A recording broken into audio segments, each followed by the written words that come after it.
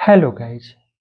संगीत में बड़े बड़े पंडितों या उस्तादों से एक बात सुनने को आती थी, आदत, जिगर और हिसाब। ये आदत, जिगर और हिसाब क्या है, इसी बात को इस वीडियो में समझेंगे। आगे बढ़ने से पहले चैनल को सब्सक्राइब कर लें और यदि आपका कोई भी प्रश्न हो तो आप कमेंट बॉक्स में कर सकते हैं। आदत, जिगर और हिसाब ऐसे पुराने उस्तादों से जो विशेष रूप से पढ़े लिखे नहीं हुआ करते थे, वे बातचीत करते समय बहुधा कुछ ऐसे शब्द कह देते थे जिनका अर्थ जानने के लिए संगीत के विद्यार्थी जिज्ञासु रहते हैं। उन शब्दों में से 3 शब्द यह भी है, आदत, जिगर और हिसाब। प्राचीन गुणी गायकों का कहना है कि गायन में आदत, जिगर और हिसाब, इनमें से कम प्रथम 2 बातें तो होनी ही चाहिए, अन्यथा वह अपनी संगीत साधना में सफलता प्राप्त नहीं कर सकेंगे। पहला शब्द है आदत। उत्तम रियाज द्वारा भली प्रकार से गायन व तान लेने की सामर्थ्य प्राप्त करने की क्षमता को आदत कहते हैं। जो संगीत प्रेमी नियमित रूप से नित्य प्रतिदिन अभ्यास करता रहता है, उसके उच्चारण में गंभीरता और स्वर में माधुर्य पैदा हो जाता है। उसके गाने की आदत जब तक कायम रहेगी, तब तक उसे सफलता मिलते रहेगी। इसके विपरीत कोई बड़े से बड़ा गायक भी जब अपना रियाज छोड़ देता है, तो उसके गायन में वह आकर्षण नहीं रहता है जो कि रियाज जारी रखने पर संभव हो सकता था।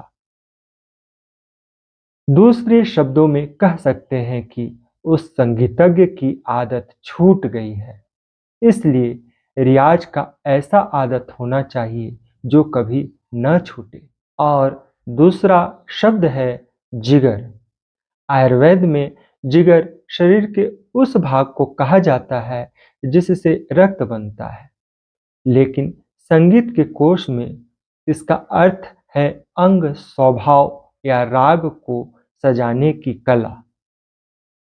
रागों की बढ़त करते समय किस स्थान पर कौन सा समुदाय सुंदर और आकर्षण प्रतीक होगा, राग में कौन से स्वर लगाने पर राग का माधुर्य बढ़ेगा, इत्यादि बातों का ज्ञान रखना ही अंग स्वभाव के अंतर्गत आता है। इसे संगीतज्ञों की भाषा में जिगर कहा गया है।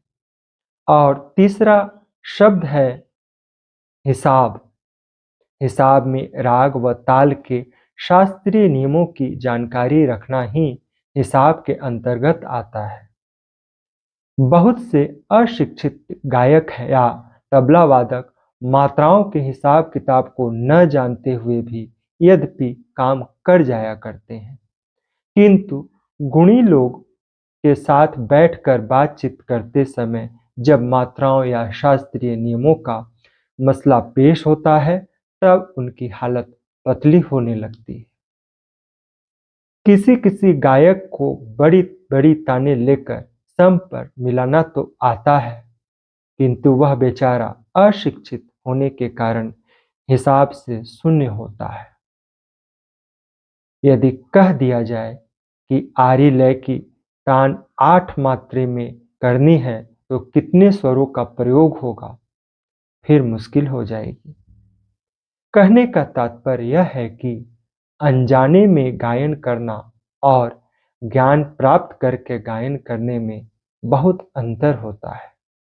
उम्मीद है कि इस वीडियो से आप लोग आदत, जिगर और हिसाब को बहुत अच्छी तरह से समझ गए होंगे। वीडियो पसंद आए तो लाइक और शेयर करना न भूलें। Thank you.